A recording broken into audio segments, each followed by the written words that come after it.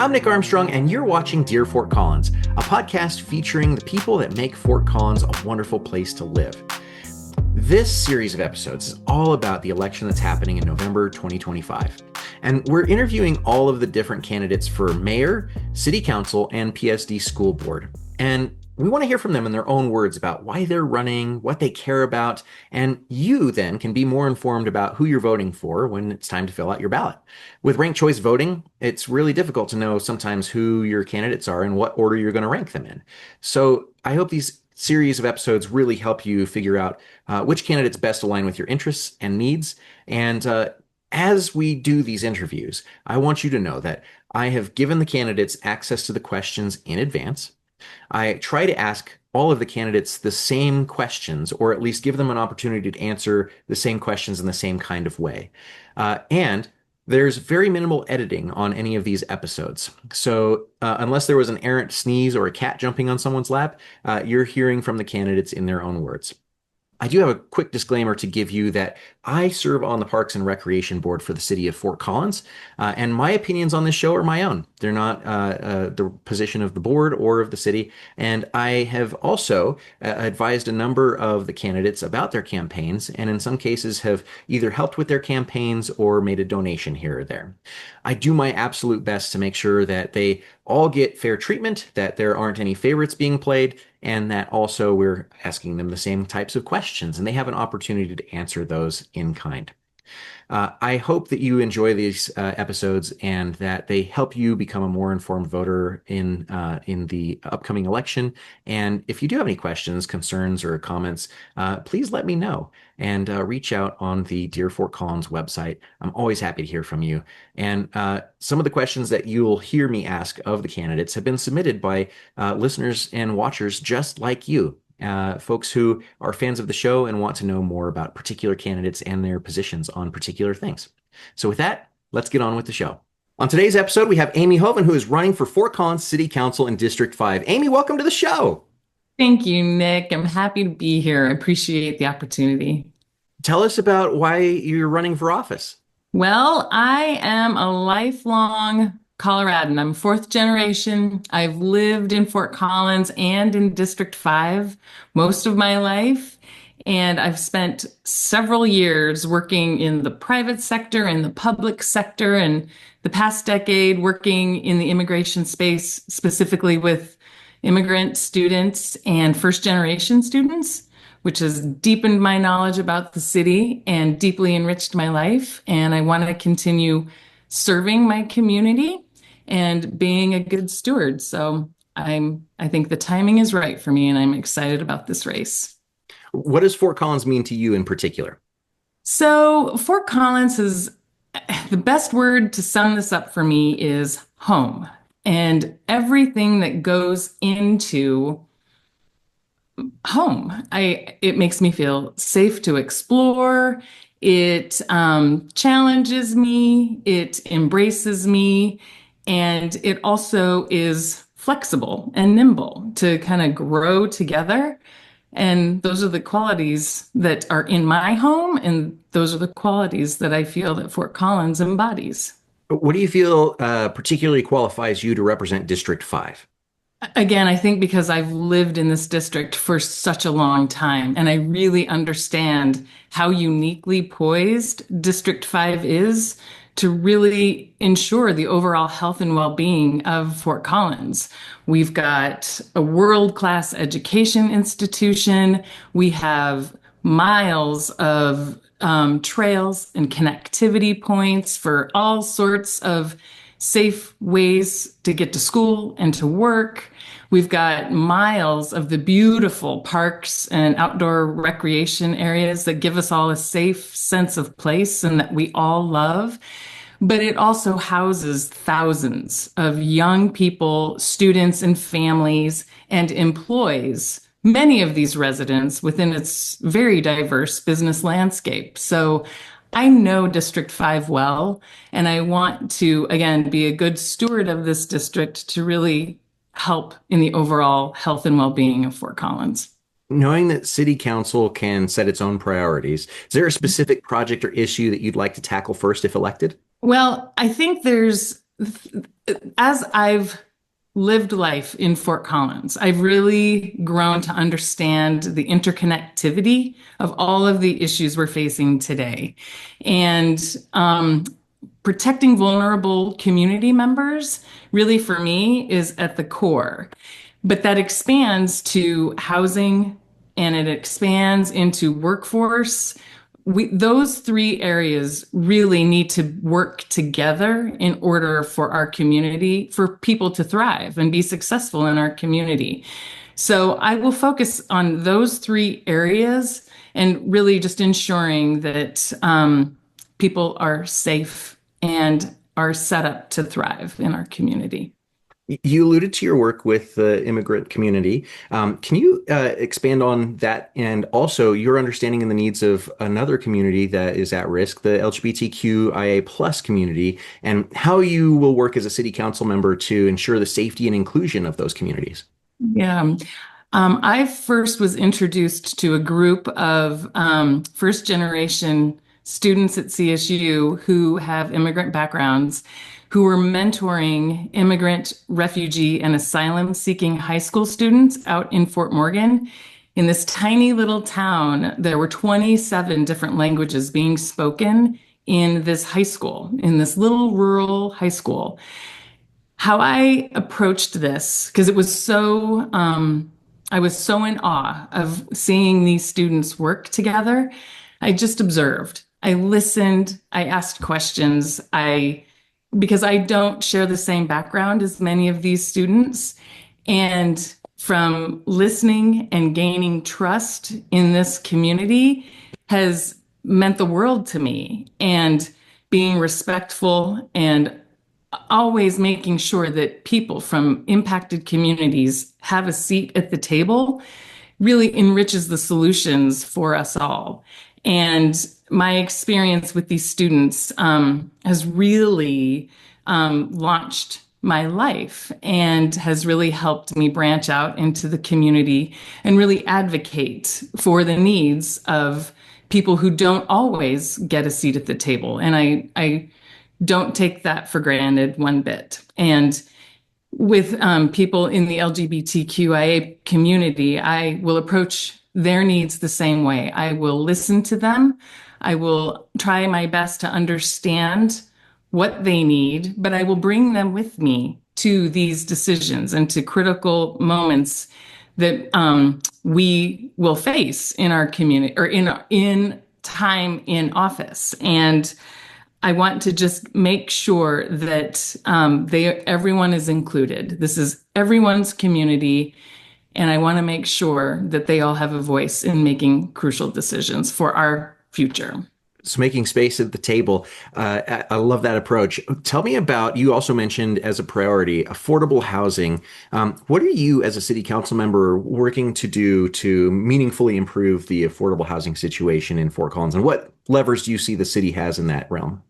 Well, I think that transit-oriented development and density will help improve more diverse housing options for so many people. It's interesting when I talk to constituents, I hear so many people who say, I want my mom to come and live with me, but she can't afford to move out of her house or move into a different home. And so really working, it's been great to meet members of the Fort Collins Board of Realtors. I've been connecting with YIMBY housing experts to really understand exactly every perspective, because housing is so complex. I mean, we're bringing in so many layers, including water, that I want to be able to use my connections, use my relationships to really understand the issue and really dive deep into these scenarios. But again, my experience in District 5, District 5 is so uniquely poised to really help address affordable housing by building along mass transit systems and by really ensuring our trail infrastructure allows for people to move to work, to home in a very sustainable and safe manner. that I want to be able to just connect with everybody to understand all of the layers of housing and really work towards creating housing options for everyone. So I want to touch on something that you said, which is the idea that the affordable housing situation is large and complex. How do you see that coming into conflict or working in harmony with your approach to water and growth planning, knowing in particular that District 5 is pretty well built out at this point, but there may be opportunities to increase density, as you said, but the vast majority of the growth that is planned for Fort Collins growth management area is in, Districts 1 and 3. Right, right. So that the water issue and how that does affect other areas in our city is definitely something more I need to learn about, because water is that's a whole other animal on its own. And that's what's been nice about meeting with housing experts. So I will continue to do that. I will meet with the experts. I will meet with community members who are directly impacted. I will meet with the nonprofits who continually work and how they are challenged with our lack of affordable housing. So I'm about collaboration. I may not have all the answers, but I know I have a process that works, that brings people to the table for very people-centered, inclusive solutions. So, do you see that affordable housing is Fort Collins' largest infrastructure challenge? And if so, are there things that you are looking forward to in terms of what you think the solutions will look like moving forward to address? Like, are you most excited for particular solutions, or are you looking across the board? Well, I do think that transportation for a variety of modalities and affordable housing are probably our two largest infrastructure challenges. One thing that I'm really excited about exploring are neighborhood centers and really ensuring that people can have their needs met within a very close proximity to their homes. And so exploring neighborhood centers and how that really helps meet the city, meet its 15-minute city goals, as well as helps us accomplish our Vision Zero goals, and really making sure that children can travel safely to school, and that the work that you seek is close enough to your house. But all of that, neighborhood centers is something that I'm really intrigued by.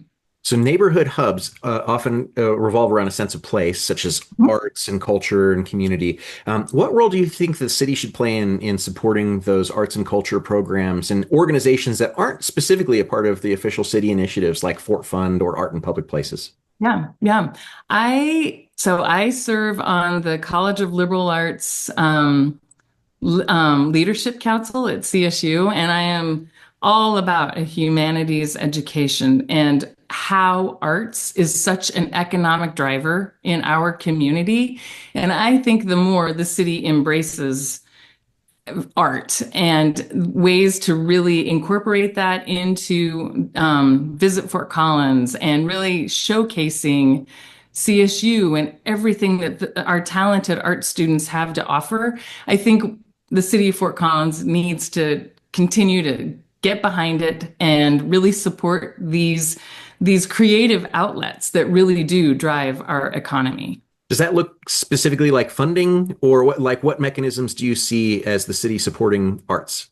Well, I know that there's line items in our budget that do support it. I know that we're also up against budget challenges, but for me, what I will do is work hard to ensure that our budget reflects the values that we all as a community embrace, which includes continuing to support arts programs and also exploring options, just exploring everything that we possibly can to really support the arts.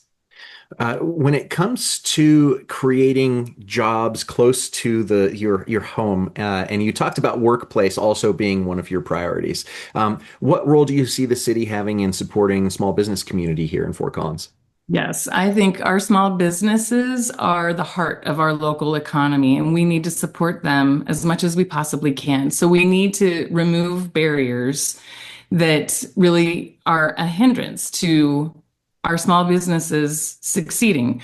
Of course, we need to attract primary businesses, but we really need to shore up our small businesses because that's the character of Fort Collins. And I've been meeting with a few small business owners in town, and just I keep hearing we need to make it easier for small businesses.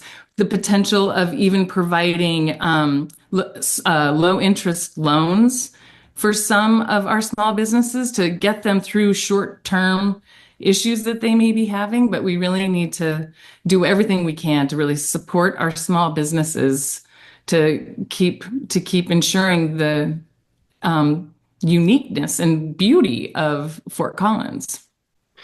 Yeah, and it's striking. A lot of candidates have talked about the idea of affordable housing, supporting the local workforce, and things like that. Our five largest employers, City of Fort Collins, Larimer County government, and UCH, and through that Poudre Valley Hospital, CSU, and PSD. And Yep. so, do you feel that there's an affordability component that falls on those five largest employers? So I think that's an interesting point. And I know that there's been talk among actually smaller businesses about providing housing for their employees. And I think that's fair. I think that's an excellent point. But I would want to definitely understand exactly all the components, how it affects the businesses, how it affects the community, how many people are interested in that kind of solution. I just want to learn more before I can really say, yes, let's do it. But I think it's an extremely valid option. Not just an affordability side. I think that there's also the idea of the mechanisms we use as a community to attract those large primary employers, as you mentioned. We don't really have much room to expand for another HP or an AMD or those types of things.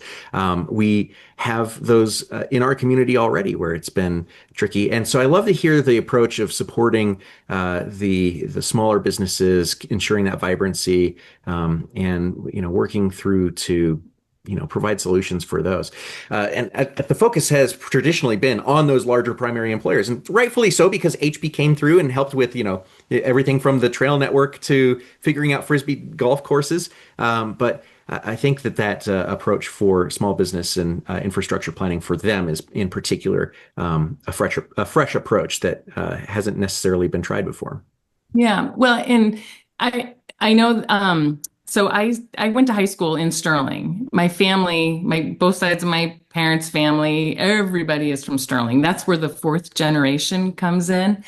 And my time in Sterling and seeing all of the small businesses in that town start to die off, that has left that small town with a big challenge. And I learned a lot from that. I learned a lot from my little grocery store going away. And that's what I want to protect so much in Fort Collins and really help small businesses flourish, because that is the heart of our local economy. So, Amy, shifting gears a little bit, this is our first major election using ranked choice voting. How do you, and I know that in District 5, there's only two candidates, so this may not, lean in. How do you see ranked choice voting affecting the mayoral race and politics in general in Fort Collins? I think it's fascinating. I am super excited for this election. And just so you know, I'm taking door hangers that the city of Fort Collins made about ranked choice voting. When I'm going out and talking to neighbors and knocking on doors, I'm providing flyers too. So other voters, other residents can get information. But I think it brings more people to the table, and I think it is enticing for more candidates to jump into the race, and I just think the civic engagement piece is so extremely important right now, and voting matters so much. And if we, as a community, want to continue to have Fort Collins thrive, we all need to play our part. And I think ranked choice voting really helps in that effort. And it will be so exciting to see how all of this plays out. And The city clerk, Fort Collins city clerk has been great. Our county clerk has been great. So I'm really anxious to see, but I think it will bring more people, engage more people in our civic duty of voting. So, knowing that there's a plurality in District 5, is there any particular thing that you think makes your candidacy stand apart from your opponent?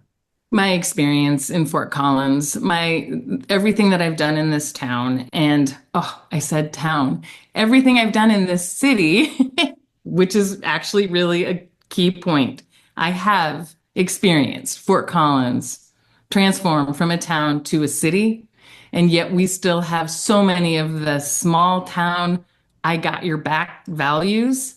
And knowing that, knowing how we got here, and knowing how to be a good steward of that, I think sets me aside from my my opponent. Are there any voter groups or views that you're intentionally not seeking to court or be associated with? I have not come across a voter group that would know not to reach out to me. I stay away from just hate, and I stay away from that. That's just not my jam. But as far as an organized group, I have not been approached, and if I was, I would not respond. I'm all about collaboration. I'm all about bringing people together. I have that experience, and that's what I want for our community. Uh, Going to back to you personally, what would voters be surprised to learn about you? I think first and foremost that I'm an identical twin. I have an identical twin in Fort Collins who works for CSU, and I do a lot of volunteer work for CSU. So probably that I'm an identical twin. S- no body swaps for things like just showing up for meetings. I know, right? I know. I'm like, if I'm lucky enough to get elected, is there a council meeting on April 1st? Well, everybody always says they wish that they could be in two places at once. And so, especially once they're elected to office, that might be an interesting proposition. There Um, you go. You're giving me some good ideas, Nick. Thank you. uh, if you could have any, so that sounds like a superpower, but if you could have any superpower to help your community, what would it be? Fly. I wish I could fly so much and just get a bird's eye view. Sometimes the bigger picture really helps in focusing in on specific issues. Is there a particular person in civic service or public service that you look at you as a role model? And if so, what have you learned from them? I really admire Phil Weiser. I mean, I think that all of our federal and state representatives are just spectacular, and along with our commissioners and our council. I think we are a very unique group of civically engaged people. But Phil Weiser he's just going to bat for everybody. He's going to bat hard for the rule of law, and I really respect him for it. Is there a piece of advice that you've received over the years that you didn't follow and you wish you had now? Oh, there's probably too much to remember because people are, um, I am so grateful for all of the advice that I get. I can't think of anything off the top of my head. I'm sure there is. I'm sure there is because I am like a work in progress, constantly learning. And speaking to works in progress, what do you think Fort Collins will look like 20 years from now? Oh boy. I think we're going to be better than we are now. We have such a wonderful foundation of strengths and values, and we have so much to grow on that I think we're going to be an even more welcoming community, and more people will be thriving, and we'll have all of our little neighborhood hubs and centers and have Old Town be thriving and unique small businesses thriving. People will come here for education, for arts, creativity, and it will be affordable to live here. and our environment will have clean air, clean water. Animals will be happy and safe. And add to that flying cars. I hope that we get the flying cars. That's the one. I was like, yes, all right, we're checking off all the boxes. Let's hit flying cars too. Uh, Amy, we're at the point of the interview. Rapid fire questions. Whatever comes to the top of mind is fine. What's your favorite coffee shop in Fort Collins? Yes. All of them. They, This is caffeine. Yes. yes. No notes. That's perfect answer. Favorite brewery? Oh, yeah. I am an IPA person though, so there's three in my brain right now that serve up a good IPA. Name them. Let's give them some love. Horse and Dragon, Odell's, Max Line, Intersect. Boy, Yeah. I'm going off. Prost. Just in order of your favorite IPAs. Yeah. The ones you had most recently, maybe. Most recently would be Horse and Dragon. There you go. Your favorite park? Oh my gosh. Again, that's so hard. All of them. I really, because I can find, I can remember specific experiences in Lee Martinez, in Canyon that all have touched my life. I have memorable moments in all of them. Just going for runs, walking with the dog, even during the pandemic, just sitting out playing games in the park. So they're all very special to me. If you had to choose a Horsetooth hike or Pooter Trail bike ride? Oh boy. I'd probably, I love Horsetooth, but I'd probably go on a bike ride. Yeah, I think I'd go on a bike ride. Favorite book right now? Well, my favorite book, period, is In Cold Blood by Truman Capote. I think that book is fascinating. And right now, I'm just reading a whole hodgepodge. Right now, I'm a gist reader. I'm getting to like half of the book and then moving on to, I get the gist and I'm moving on. I remember doing something very similar when I ran for office. It was Oh, like man. audiobook and would walk and talk at the same time. There you go. Somebody who's trying to get a hold of you, do you prefer phone call, email, or text? Hmm. A phone call. Are But you, I'll answer text, but phone call, it's like, let's just talk. I think you're maybe one of three that said phone calls. Yeah. Oh, there you In all of the go. interviews, just phone call was the very few. Early bird or night owl? Early bird. Early Uh, bird. do you have a favorite nonprofit in town? Well, I am very fond of Isaac, the Interfaith Solidarity and Accompaniment Coalition, and I serve on their board. And I have a great history with many of the members of Isaac. So, Isaac, I heart. Tell us about what they do. So they really empower many members of our immigrant community, and it's a faith-based coalition, and it's just welcoming, empowering, inclusive, and I'm just grateful for everything I've learned through them. If you had to use one word to describe Fort Collins, what would it be? I'm going back to home. Fort Collins is home. If you could snap your fingers and change one thing about Fort Collins, what would it be? Hmm. Air pollution. And if you weren't running for office this year, what would you be doing? I would continue to be serving in my capacity at Isaac and with a few other nonprofits at the state and in different locations. Amy, is there anything else that you want our listener to know about you or your campaign? That I will just work hard to bring people together because I really do want to help build a brighter future for everyone. And where can we learn more about your campaign? amyforcouncil.com. I'm very straightforward and simple. My social media is all Amy for Council. Website's Amy for Council. And you can contact me, email me anytime. Well, Amy, thank you so much for joining us on the show today, and hopefully you had fun. I did. This is great, Nick. You're very fun to talk to. Thank you.